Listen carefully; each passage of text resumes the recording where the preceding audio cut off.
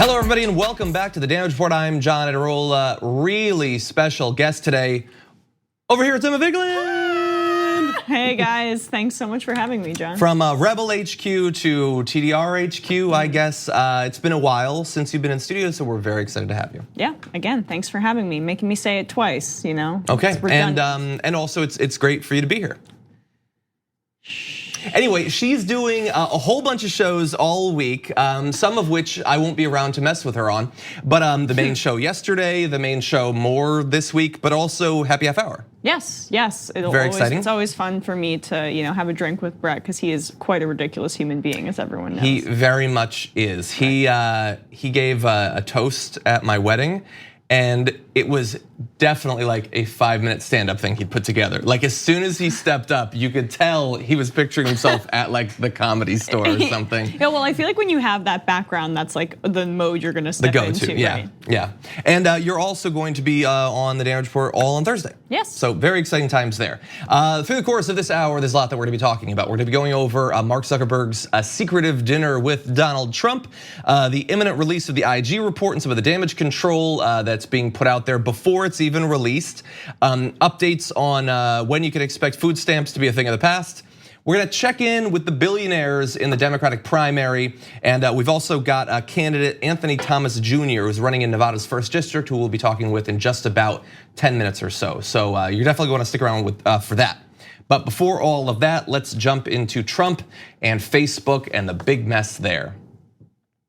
We know now that Mark Zuckerberg had dinner at the White House, and we found that out because he said, considering how important it is, how much scrutiny we're under, I just want to let you know that I'm going to be eating with Donald Trump. I'm kidding, news reports had to release it because they didn't want to say, and it wasn't released by the White House. It was totally secretive and incredibly important considering the stakes with Facebook deciding that they are going to stand apart from many other platforms by allowing paid ads with things they know are lies. They're gonna be profiting off those lies. Now, with this dinner being so important, personal one-on-one time between Zuckerberg and Trump, very interesting to know what it is that they actually talked about. So let's get into a little bit of a video of him being interviewed talking about that dinner. You were in DC recently. It was reported later that you had dinner with the president of the White House. What was the nature of the meeting? Can you say? Sure. I mean, we talked about a number of things that were on his mind, and some of the topics that you'd read about in the news around our work. So effectively, yeah, we talked about topics and things and also stuff. Like how did you not know that this was gonna be a question that was asked of you? It's amazing how bad he is at this, even though he's been in this role for quite a long time. I did see The Social Network. That's true, and that was a long time ago, that was like 10 years ago. But no, he's a robot, he's not a human. He can't do like off the cuff, like just being a person and understanding. Do you get why we would be really concerned about you having dinner with him, considering how he's exploited your platform in the past, how you're continuing to let him exploit it in the present? The huge amount of focus has been put on you thanks to people like AOC, also Sacha Baron Cohen recently. Like that's a big deal. Maybe think about it a bit before your big interview. Yeah, and look, I mean, clearly he had corporate talking points prepared, but he was not prepared for that very thing. I mean, news reports had come out beforehand. It's not like Gayle King, had the exclusive and burrowed under the White House to listen and figure out that they had this meeting. But in all seriousness, really, like the policy is so just broken. I don't think, Twitter I think went too far by banning all political ads because the great Ryan Graham, the TYT contributor, pointed out that someone like AOC would never have been able to win if it were not for Facebook ads because she wasn't able to afford television ads like Joe Crowley. So she actually was able to target her demographic and her constituents in New York, potential constituents, to win and do it that way through viral ads. So I don't think banning it is the way to go, but the way that Zuckerberg is doing it is completely insane, and there are no standards, and he's acting like they're some tiny company. Oh, we're just this mom and pop shop tech company, when actually you are a broadcaster for a variety of other companies. You're a conduit for media corporations. You control the revenue streams for so many companies and the output of who sees their content. This is the equivalent of, like television as an I don't even know, as like a company in itself, say that existed, right? Not having any standards, is like the FCC not existing. So I like what Google did, where basically they will take down things if they're demonstrably false or promote hate speech, but they'll still add political or have political advertisements. But once again, these companies should not be regulating themselves with this policy due to public pressure.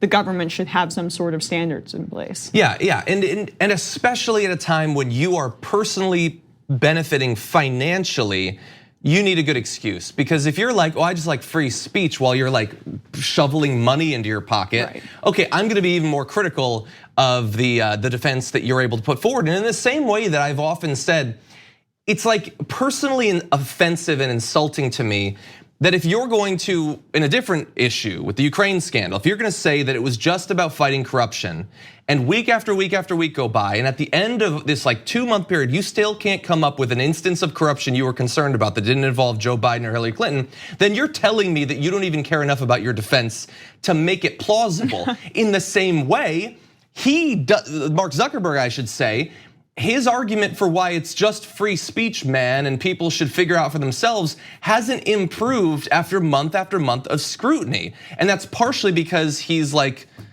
asocial robot man, but it's also partially because I don't think he really cares. He thinks that he is beyond reproach or regulation, that the most powerful person in the country wants him to stay unregulated because Trump is benefiting. So why should he care what we think? But I do want to go to a little bit more of the questioning. Here he's asked about some of the particular things that they discussed. Did he try to lobby you in any way? No, I mean, I don't think that's. I think some of the stuff that people talk about or think gets discussed in these discussions are not really how that works. I also want to respect that it was a private dinner, and it's a private discussion. I literally could not care less about your private dinner or anything involving your private life. You have an unprecedented amount of control over the people inside the US and indeed countries all over the world. You're having a secretive dinner that you tried to hide with the president, who's trying to allow you, or trying to have you allow him to continue to lie, to micro-target it. We have this weird thing in the country where the demographic that votes at the highest rates is also the most gullible and easily fooled on Facebook, and you are exploiting those people for profit to allow Donald Trump to lie to remain as president of the United States. So I don't care about your steak sandwich. I really don't. Yeah. I want to know if he was lobbying you, and your defense right there was juvenile. It was pathetic. And suddenly, I love the Chiron, whoever came up with that, and suddenly Zuckerberg cares about privacy. And just to Oh, sorry, Zuckerberg. Are you worried that I'm going to take all your private data and sell it to someone? That would be an infringement of your rights. It might be, yeah, exactly. And just talking really about why he feels so emboldened, like the Democrats really. I mean, I'm not going to try to say, oh, it's all both sides are equally bad, but the Democrats really cozied up to the tech industry for a very long time. When we have these this ability of major corporations to buy off our politicians. Big oil, war profiteers, all of those people went after the Republicans more so. But the Democrats kind of had the market cornered with tech companies for a long time at their outset because they were seen as more benevolent actors. And now we're seeing that corporations, corporate power, unregulated, unfettered, it all corrupts in the end, and they're all gonna fall back on the party that is going to actually regulate them the least, which is the Republicans. So Democrats perhaps maybe make a long-term solution by changing our campaign finance system so that you don't have to cozy up to the next corporation that's gonna get so big that it's going to actually go to the people that will create profit incentives in a larger sense for them. Yeah, and we have one more video which we're gonna show in just a minute. But before we get to this video, which is going to be about, again, why is it that you think politicians should be able to explicitly lie and you earn money off of that? Bear in mind this social media post, which I found to be really interesting, from Team Trump. Important, Facebook wants to take important tools away from us for 2020. Which, first of all, no, they don't. We want them to. They refuse to. But the only thing we're talking about here is not allowing you to knowingly lie. That's it. And you are talking about important tools. And they said important twice, like so could have done urgent, then important again. Why is it such an important tool for you that you get to spread things that you know are not true? Why do you have so little respect for your voters that you would try to hoodwink them? I mean, we know the answer, obviously. Now, bearing in mind that's the concern that the Trump team has, that their ability to lie might be changed. Here is Zuckerberg on their policy. What I believe is that in a democracy, it's really important that people can see for themselves what politicians are saying so that they can make their own judgments. And I don't think that a private company should be censoring politicians or news. But a small group of your employees, about 200, wrote a letter saying that they wish that you would reconsider because they said free speech and paid speech are not the same. Do they have a point? Well, this is clearly a very complex issue, and a lot of people have a lot of different opinions. At the end of the day, I just think that in a democracy, people should be able to see for themselves what politicians are saying. Even if the ads are containing false information. I think that people should be able to judge for themselves the character of politicians. No, but see, what they're being given on social media is what you're shoving into their face. And you're gonna be shoving it really hard if you're being paid to do that, okay? That's what they have. How are they gonna judge if it's true or not? For many Americans, it's whether they see it on social media or not. And if Facebook says, here's an ad, take a look at it, whether you want us to believe it's true or not, many people seeing that ad will think, well, it had to have been vetted. It's a paid ad. Your stamp of approval is on something that you know is false. That is what's going to influence people's decisions. And this isn't like social media was invented last Tuesday. I wonder what effect it's gonna have on politics. We know what effect it's gonna have on politics. And we know that millions of Americans will believe the blatant lies that Trump and other politicians will be telling them on Facebook. And you'll be just standing back saying, people are smart, they'll figure it out as you earn billions and billions of dollars. It's very convenient for Mark Zuckerberg. Yeah, marketplace of ideas, especially when that marketplace is owned by Zuckerberg and the people putting out the ideas have a lot of money to give to Zuckerberg. Also, just lastly, the fact that he included his wife in this, why? It just reeks of corporate PR, BS, and she's just staring at him like, yes, I hear every word that you are saying, which she was told human. to do. Yes, it's human. Human, I am human. Yeah, so yes. I mean, like, come on, cyborgs, let's get it together, guys. Exactly. They're the democracy's at stake while you pretend to care about democracy. I had hoped by now robots would be cooler, but no. And yeah, in his, well, it's a complicated issue and people have a lot of different opinions. Nobody should ever say that again. Yes, that's true of literally everything, okay? Right. We don't need it anymore. But also, lurking in the background of all of this is, I keep saying they're going to profit off of these ads, and that's true, but that's not such a huge amount of money for what Facebook is to necessarily sway them. But that does not mean that they're not being swayed behind the scenes, because if Mark Zuckerberg believes that a progressive president could theoretically break up Facebook, which is something that's being discussed, but a Republican would not, that Trump would protect them from virtually all regulations, let alone actually being fractured into smaller pieces. Do you really think that he would not help Donald Trump to win re-election? That for all of his talk about free speech, he couldn't be doing this to protect his financial interests going forward in the future so that he could maintain his status as an incredibly wealthy person? No, for all we know, that's what the dinner was about. That Trump was saying, Elizabeth Warren, Bernie Sanders, they're gonna break you apart, but I won't, I'll protect you, but only if you let me keep lying. He would have said it in slightly nicer ways, but he's an idiot, maybe not that much nicer. And honestly, the grotesque thing at this point is, I could declare today that I'm running for the Democratic nomination, and I could pay Facebook to run ads where I say that Mark Zuckerberg had a dinner with Donald Trump, and for an hour and a half, they talked about how they were gonna subvert democracy and throw the election for Donald Trump. And according to what Mark Zuckerberg is saying, they would have to let that be run. And millions of Americans could see the ad and believe that that has Facebook's stamp of approval on it. It is a sick, messed up system. And all of their arguments about why it shouldn't be changed are lies. Yes, it's complicated, but they're lying about how it's complicated. What's complicated are their ongoing business interests that could be imperiled if a progressive becomes president. Anyway, we're gonna take a short break. We come back, a candidate's gonna join us on the other side. Yes. We need to talk about a relatively new show called the Republic, or UNFTR. As a Young Turks fan, you already know that the government, the media, and corporations are constantly peddling lies that serve the interests of the rich and powerful.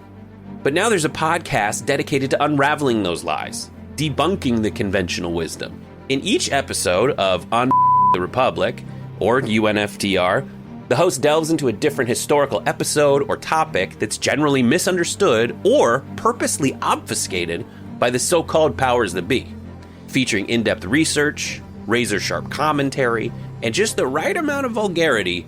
The UNFTR podcast takes a sledgehammer to what you thought you knew about some of the nation's most sacred historical cows. But don't just take my word for it. The New York Times described UNFTR as consistently compelling and educational, aiming to challenge conventional wisdom and upend the historical narratives that were taught in school. For as the great philosopher Yoda once put it, "You must unlearn what you have learned." And that's true whether you're in Jedi training or you're uprooting and exposing all the propaganda and disinformation you've been fed over the course of your lifetime. So search for UNFDR in your podcast app today and get ready to get informed, angered, and entertained all at the same time.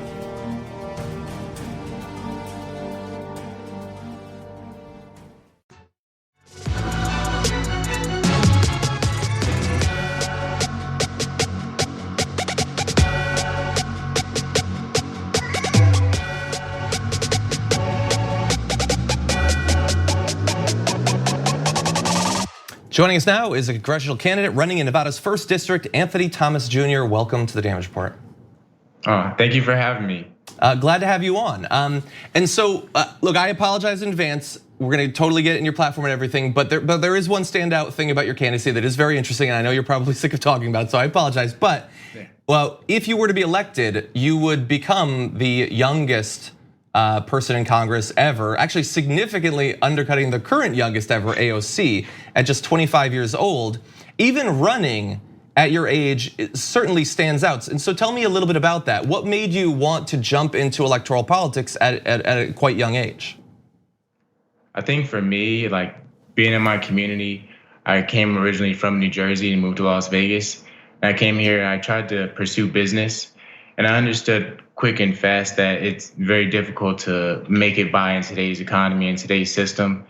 So, I started studying independently into politics, and I understood, man, like it's a systematic change that needs to take place for working class citizens to get ahead in life. So, that gave me my push to try to get into politics. And so you were talking there about the struggle that you experience and that many people do to just survive in this economy. And one of the centerpieces of your campaign is a raise to the minimum wage. Can you give us the details on that and why you're prioritizing it as a centerpiece of your candidacy? Yes, I believe a $15 minimum wage or even higher is necessary for our economy. I believe a $15 minimum wage puts money back in the pockets of the working class citizens. So when they have money, they can go out and reinvest it into small business, local businesses. And it just brings a huge burden off of their shoulders. I know firsthand how difficult it is to make less than $15 an hour as a full-time security guard. I work very hard every day, and it seems like every dollar I get has to go to bills and rent. And, I'm not able to save up and invest in, like things I like to do. Like I would love to go on a vacation, but, there's no means to do that because my biggest priorities are trying to survive. And a somewhat related issue, but talk to me about payday loans and some of the changes you'd like to make to the way that they're administered. Yeah, in Las Vegas, there's no cap on payday loans. So the typical annual rate for a payday loan is up to 652%, which is astronomical. It's like almost a mob mentality. And I believe like to help working class families who are struggling to pay rent, they need to go and get a loan sometimes. Like not everybody can, rely on their job to pay them on time every day. So when they go and get a loan, the banks are gonna rip them off and say, hey, you owe me 652% in an annual rate. And I believe that cutting that in half is gonna bring power to the people because they won't be in fear of, being ripped off by a bank. Okay. Now, outside of some of these economic policies, what are some of the other main planks of your platform? Another plank of my platform is I really want to tax corporations. I believe corporations here are running rampant and making billions of dollars in profit every year. And if you look at the Clark County School District here in Las Vegas, the district I'm running in, we're the 5th largest school district in the country, and we perform the 48th number 48 out of 50 in the country. And I believe we need serious funding for our education system. And I believe a corporate tax would fully fund our education system and guarantee teachers' salaries at that. Okay, and the current incumbent in the 1st District in Nevada is Dina Titus. What are some of the main differences between you and the current Democratic incumbent?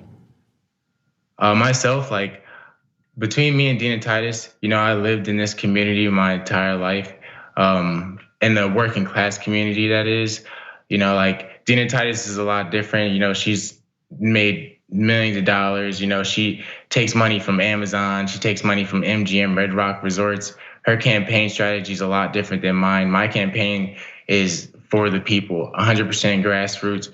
Bernie Sanders' campaign in 2016 inspired me to understand, like, we don't need corporate money to run a campaign and inspire others. We can bond together and build a strong campaign person by person. I only mention this because you mentioned Bernie Sanders, but your opponent, the current incumbent, endorsed Joe Biden. Are you planning on doing some sort of endorsement? Yes, 100%. I want to endorse Bernie Sanders 100%. It kind of irritated me a little bit when I seen her endorse Joe Biden, especially because here in Las Vegas a couple years ago, the recreational marijuana was legalized, and Joe Biden obviously he feels different about medical marijuana. So that's where I'm kind of like confused why she would, endorse Joe Biden instead of a more progressive candidate. Now, if people would like to find out more about your candidacy, where can they go? You can go to my website, anthony2020.com. Anthony Thomas Jr., candidate in Nevada's 1st District. Thank you so much for joining us on the show today. Thank you for having me, John. We're gonna take a short break here, but don't go anywhere, because when we come back, really important breaking news in the Democratic primary after this.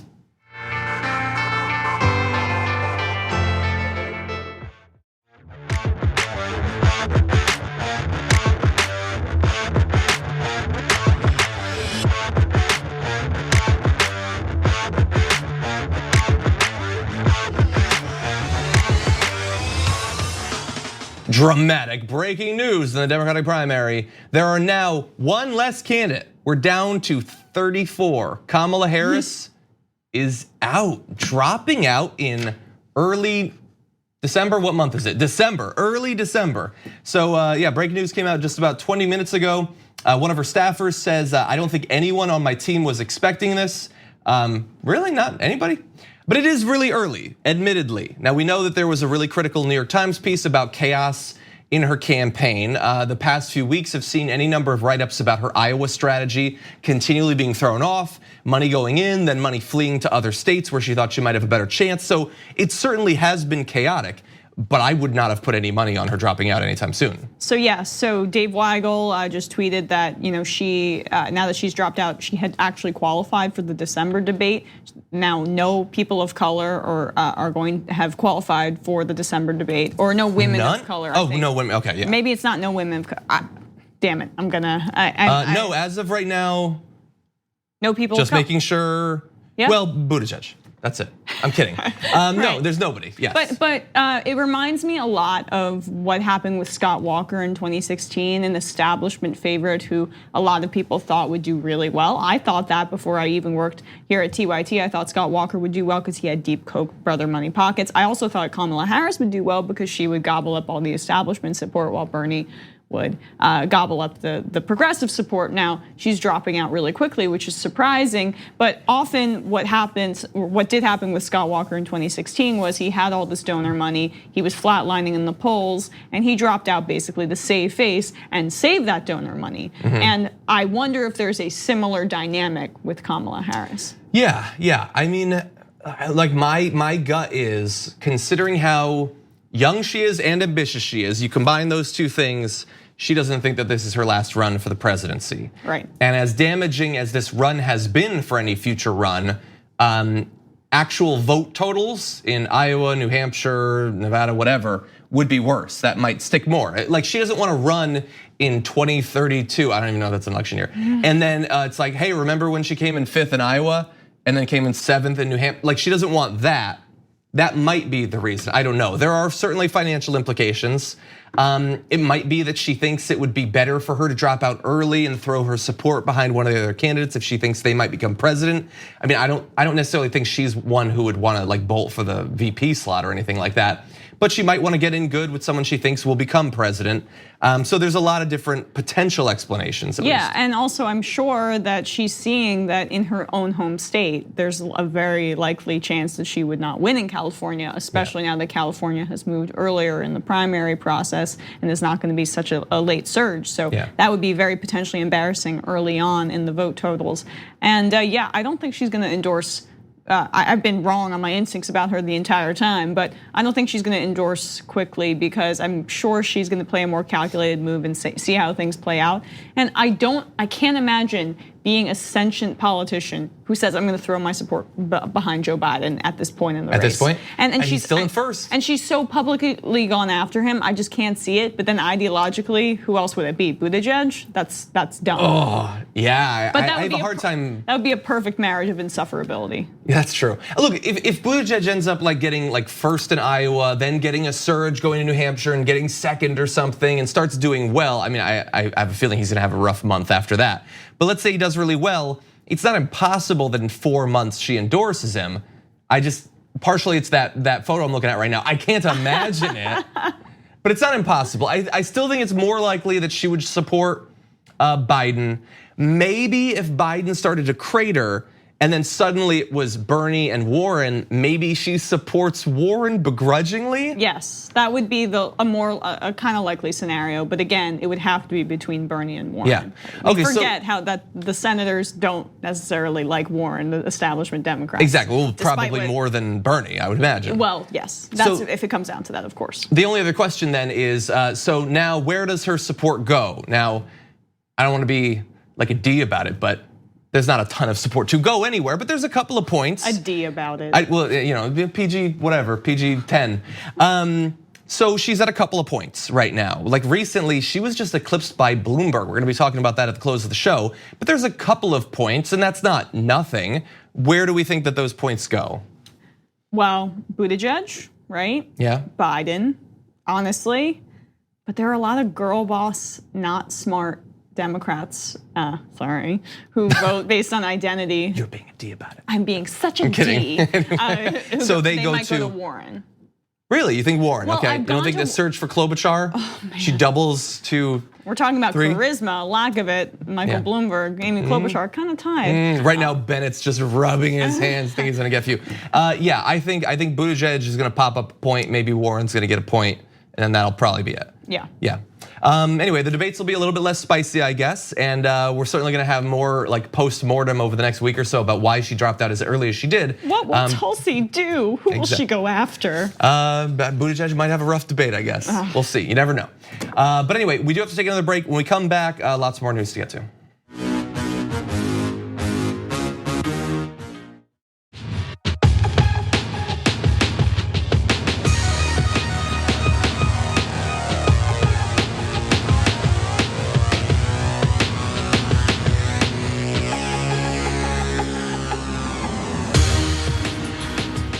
If you've been watching Fox News, going to Breitbart, things like that over the past year or so, you've probably been on pins and needles on the edge of your seat waiting for this IG report, which you have been told will absolve Donald Trump of everything, prove that the deep state has been targeting him. Every conspiracy theory that you want will suddenly come true in this IG report. But now, with just like a week to go, suddenly the talking points are changing a little bit because some leaks are starting to come out indicating that it will not be as supportive of Hannity's fantasy worldview as you have been led to believe. People familiar with the draft language of Horowitz's upcoming IG report said that while it was critical of some FBI employees and found some systemic problems in surveillance procedures, it overall does not agree with Trump's charge that the investigation was a witch hunt or a politically motivated attack on him, first as a candidate and then as president. Instead, the draft report found that the investigation was open on a solid legal and factual footing, these people said. And so now it's the 9th, I think it's coming out. So we've got about a week. Suddenly there's a bit of damage control. What can be salvaged from this report that was supposed to totally absolve him? Yes, when I went to the Trump rally, this was all they could talk about. The upcoming report? Yes, they were like, it's gonna tell us everything. Now we'll get our side. And it's like Democrats Return of Skywalker. Or I the know. Rise of Skywalker. Well, hopefully that movie, which I am going to see on the Thursday opening night, is better than what this report has and has juicier content. Yeah, more C-3PO anyway. Yes, well, I mean, that's your thing. But oh, I thought you meant. I'm gonna have to think about that for a bit. Forget it. But yeah, no, it's just fascinating because like, why are we even wasting our time with like these little nitpicks of how this is gonna absolve Trump? We know it's because the right wing is making these conspiracy theories and saying that this is more important than it is. We already saw the report. We know what went down, and I don't think that we're gonna get any juicy information from this at all, which should probably go without saying. Yeah, what's gonna happen is they're like, yeah, we had some good reasons to believe that there was something going on, and so we looked into it, which is literally our job to do. And no, it wasn't that Lisa Page like turned in bed one day to Peter Strzok and was like, you know who I hate? Trump, let's get him. Like that's not actually how anything works. Yeah, they think this is like some sort of House of Cards, but like a really bad version of it where there's all this, political espionage behind the scenes. And it really is as straightforward as it gets. They investigated, this is what they found, here we are. Like the FBI and the CIA are not trying to overthrow the democratically elected leader of the US. They're trying to overthrow all the other ones. Yeah, this is the one they're not trying to overthrow. In fact, Trump's helping them right now in Bolivia. They're working together, so it's not like, well, we unsubstantiated. But I mean, come on, like this is to think that the CIA specifically has it out for this right-wing president when a right-wing president only furthers the CIA's agenda and law enforcement that has absolutely no safeguards in place. That's perfect for what they want to do. So there is no internal kind of conflict here or what do you want to say, conspiracy. Yeah. But the only thing that these Breitbart fanboys have to rest their hats on is conspiracy theories, because if they look at the reality, if they look at the horse in the mouth, is that the right phrase? They will see something that's quite unpleasant. Yeah, there's a mixture of a couple of sayings there. It was a mix. There's gift horses too. Why do so I bear in mind the gift horse. Try for it when I don't have the confidence? I like, like swing for the fences. Yeah. And maybe you'll miss the ball, but maybe the bat will fly out there pretty far. So anyway, that's good a sports thing. Reference, Thank John. you. Yeah, I probably did that at one point. Okay, so how is Trump going to respond if what we're hearing about the IG report is true? Well, asked how he'll respond specifically about if it shows that the FBI was justified in investigating him, he said, the IG report is a very important report. If what I read is correct, that will be a little disappointing, but it was just one aspect of the report. So wait, the core finding that the FBI was justified in investigating you is just one aspect of the report. It seems kind of like an important part because look, search on Trump's Twitter IG report. He's tweeted over a dozen times specifically about IG report. You can try other variations, I didn't. But he's very much anticipating, or had been, that it will show that this was a conspiracy, a witch hunt to take him down. That's not one aspect of the report, that's the entirety of what they've been talking about. He goes on to say, we'll see what happens. It's coming out in a few days. I hear it's devastating. He implies still that it's gonna be devastating for Barack Obama, who supposedly wiretapped him, for the FBI, for Comey, for Strzok, for Page, sorry, the lovers, Strzok and Page. And anyway, some people aren't ready to give up on this thing. I believe this was last night, I apologize. I think it was last night. This is Sean Hannity's graphic. Panic at the deep state is his sidebar graphic. And so he still thinks that the deep state, which they're running with, it's been years now, they still got that, is going to, it's gonna be proven. All of it was there, all of the witch hunt, all of it. Yeah, I find it interesting that Sean Hannity is leaning into the deep state stuff as someone, so you're now critical of our national security establishments that are unfettered when you were a major cheerleader for that during the Bush era, but now that it's fit your conspiracy theory audience's narrative, now you're going down this path. But like, no matter what it says, they're going to say it was devastating. Of course, yeah, like, nothing matters. Nothing matters, none of the fact, they'll like, do a crossword puzzle and like fit different letters together to make it say conspiracy against Trump. Like that's what it is. It's all it's all just a conduit for them to feel emotional about their president and follow him to the ends of the earth. Yeah, and look, if you think that Emma's wrong, there are still people following the whole Q thing. Still, after all this time, so many failed predictions. I'm Q. For all we know, you could be. Honestly, prove that she's not Q. Guys, I am Q. When we go Emma, we go all, or whatever. Anyway, one other thing, this is gonna be a big shocker for you. Attorney General William Barr has told associates he disagrees with the Justice Department's Inspector General on one of the key findings, that they were justified investigating him. So after this long, exhaustive thing, he's gonna come out and he's gonna put out his own letter, I guarantee it, saying that he, the guy who did not look into this, still asserts that they were not justified in looking into Trump, even though the independent body that thankfully in this case he can't override have shown that they were justified. And proving once again that he is not there to be the IG. He's there to be a twin of Rudy Giuliani in an incredibly important position in the government, serving as the personal lawyer to Donald Trump, which is not the point of the Attorney General. Anyway, we're gonna take one last break. When we come back, we're gonna touch base with the billionaires of the 2020 Dem race after this.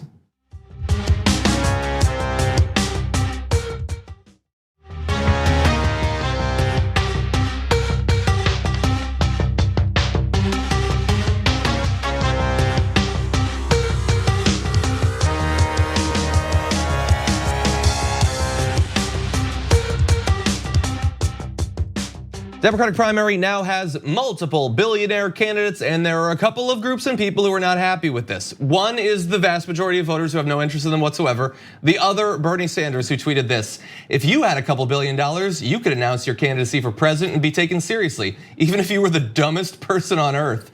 Billionaires should not be able to buy our elections, and we're going to change that. And so look, obviously on the policy implications there, couldn't agree more. And Emma, we've talked, I think we might have talked about Steyer the last time you were on. It is really frustrating. Even Steyer, who's good on some of the issues, good on climate change or whatever, the fact that they can just say, yeah, I'm gonna spend, like Steyer's, I think he's spent like 40% of all the ad money for all the candidates was him. Bloomberg says he could spend $1 billion in this primary. And he's already spent tens of millions, and someone tweeted that that would be the equivalent of $39 for an average person. So he's just like, it's like he bought a sweater at J. Crew. Like that's what it is for him, just spending money on this. And like, what is gross about this though, is you know what Bloomberg could do with that $39 equivalent of money, or Steyer, or all of these billionaires or really rich people? Donate it down ballot and actually make a difference in these races and turn seats blue. Whereas we have candidates on the Democratic side scrounging and scrapping for money, where these billionaires were just going on ego trips and running for president. Although I think Steyer's authentically trying to run for president. Yes. What I think Bloomberg is doing is this is a threat to the Democratic voters and the Democratic establishment and apparatus. If you nominate Sanders or Warren, I'm gonna run as an independent, and right now I'm putting the infrastructure in place and laying that groundwork to do so, and run as a spoiler. I think that could be actually the legitimate purpose of his candidacy right now. I honestly, I respond much in the same way that, like on the other side, when they're like Gabbard's definitely gonna run as a third party candidate, I'm like, I don't fear a third party candidate right now, considering the stakes. And I know that the stakes normally make you fear it more, but I don't. Mike Bloomberg as a third party candidate, I don't think a ton of Americans are gonna be like, I could support him and maybe get 4 more years of the guy I hate more than I've ever hated a politician. Sure, I'll support Mike Bloomberg. I just don't see it happening. Yeah, maybe he'll take 1% or something. Gary Johnson took 4%. Like, there's always gonna be the third party candidates that get a couple percentage points. I'm really not that worried at this point. Maybe he will. I'm more worried about the effect he'll have in the primary, I guess, because he will be spending a ton of money. And I can tell you one way he's already having an effect. Bloomberg is targeting more than 840 search terms that specifically reference climate, with hundreds more that reference climate adjacent terms. So this is basically Google ads. When you search for things that have to do with climate change, and when I say have to do with, it's a broad definition, hundreds of things you could type, his ads will come up. Not one of the candidates who are really strong on dealing with the climate crisis, that support a Green New Deal, things like that. Instead, you're gonna see campaign literature having to do with Mike Bloomberg. And as you pointed out, that's like a buck out of his pocket. He doesn't care. He could buy that up and it doesn't matter to him at all. And so he could easily crowd out the online ad space across everything if he wanted to. And that's the only person you'd learn about. That would be pretty, I think, effective in helping to shift this primary. Yeah, I mean, this is the natural progression of having a campaign finance system that is run privately, right? So you have corporations and very rich people having an insane amount of influence on our electoral politics. And you have people with charisma like Mike Bloomberg, not traditional, not politicians who would succeed in any other institutionalized framework, able to actually make a legit run at this just purely because of the money they have in their pocket. Yeah, and even like I agree with you that like I basically put it Steyer, Bloomberg, Schultz in terms of billionaire power rankings, in terms of like how serious they are and how not purely driven by liquefied evil. Tom Steyer actually seems to think like, hey, I have the right, like I have the right positions on some important issues, so I want to run. But even Tom Steyer, like he's there because he had the money. He just qualified, by the way, for the December debate. He had to get 200,000 donors, and we've talked previously about the way he does that. It's basically a con. It's like you donate this money and you get the money back. Like he's basically buying donations to qualify for the debate, and that is definitely not supposed to be how it works. It's supposed to be a measure of organic support for your candidacy across a huge number of people across a number of different states. And a billionaire can show that, no, we don't have to do that. I can just set up this website that like people donate, then they get the money back. It doesn't count for anything, but it qualifies technically. And can you just imagine for a second how personally frustrating it must be if you are someone who literally scratched and clawed like Bernie Sanders or Elizabeth Warren, who was a law professor and then authentically made a run, or like even the candidate that I don't think is like that good, Cory Booker, right? Like legit candidates who really came up through the political process and kind of paid their dues. To see someone like Steyer, like, no, I'm just gonna make a run at this. Like Steyer maybe outpolling someone like Booker. How infuriating that must be for people like that. I don't know. It's just a thought, but I mean. The reason I kind of push back and I do think that him running as an independent would be very scary is because he does have political experience and credibility on that issue, even though I do think much of his tenure as mayor of New York was disastrous, racist policing, gentrification, all of those things. Ton of that. You could be right. But there. Populism in this era, if Bernie Sanders is the nominee, we would really have to go all in behind him because there are older voters, and we're seeing this with the Biden coalition, the people who aren't going away, that are scared of that brand of populism. And I think if Bloomberg ran, those voters would go to him, and that's not an insignificant chunk. So I just want us to all be clear-eyed about this because we need a progressive agenda, but the establishment is very strong in its opposition, and that could be some way that it manifests itself. Yeah, well, theoretically, they should also be just as strong in opposition to an independent run by Mike Bloomberg if that throws the election of the Republicans. And so, but they would rather have a Republican than Bernie. I think a lot of the establishment. They would rather have. I've never really agreed with that. I understand that they think Bernie's wrong, but they also would probably think, you know what, we could probably control him. I bet it's easier. Like with Donald Trump, they get nothing for 4 years. Yes, maybe they get tax cuts, the benefits, and whatever. Anyway, that's a longer conversation. I've never really agreed with that. But anyway, you have swayed me to some extent on the Bloomberg thing. So here's what needs to happen. We had early on, hey, Bernie Sanders, you better not run as a third party candidate. If you're gonna be in these debates, you're running as a Democrat and that's it. More recently, Tulsi Gabbard, all of these talks on MSNBC and everything, is she just gonna run as a third party candidate? Okay, well, here's Bloomberg. You make a very good case. Maybe he is just setting up a third party run. I want, let's see, I want Chuck Todd talking about it. I want, who's the, I never remember his name. Jake Tapper, next time you have him on, ask him, are you gonna be running? You need to be clear, are you gonna be running? Remember, they're all supposed to be signing a pledge saying that if they're gonna be in these debates, that's the only run they're gonna make. I wanna see his signature on that pledge. I want the DNC officials grilling him about that. You need to take it just as seriously as you do with Bernie and with Tulsi Gabbard, if that's actually a fear that you have. Yeah, I agree, but the fear is not, a third party run that would spoil someone like Pete Buttigieg, right? The fear, Wait, it's the other way around. The fear is not a third-party run that would spoil someone like Bernie Sanders or Elizabeth Warren, although to an extent I think they'd be happier with Warren. The fear is a third-party run that would have spoiled someone like Hillary Clinton. That's really where they're actually freaked out about it. Exactly. Well, look, I would appeal to their, like, we only have 30 seconds. Okay, so if you're a DNC official, someone in the Democratic establishment that thinks, hey, maybe we just get 4 more years of Trump and we can last, I will say to you what I said to the people that thought the first 4 years of Donald Trump would be totally acceptable. How would you like a 7-2 Republican-dominated Supreme Court for literally the rest of your life? If you're in the Democratic establishment, you're not gonna survive to see a balanced court again. So if you're actually thinking that, you need to snap out of it right now, because that is apocalyptic, suicidal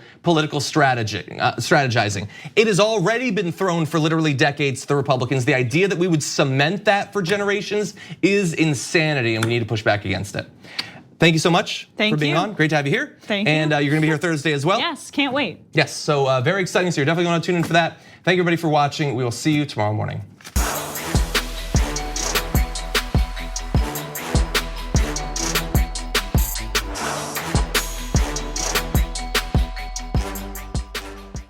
Thanks for listening to the full episode of The Damage Report. Support our work, listen ad-free, access members-only bonus content, and more by subscribing to Apple Podcasts at apple.co/TYT. I'm your host, John Adarola. I'll see you soon.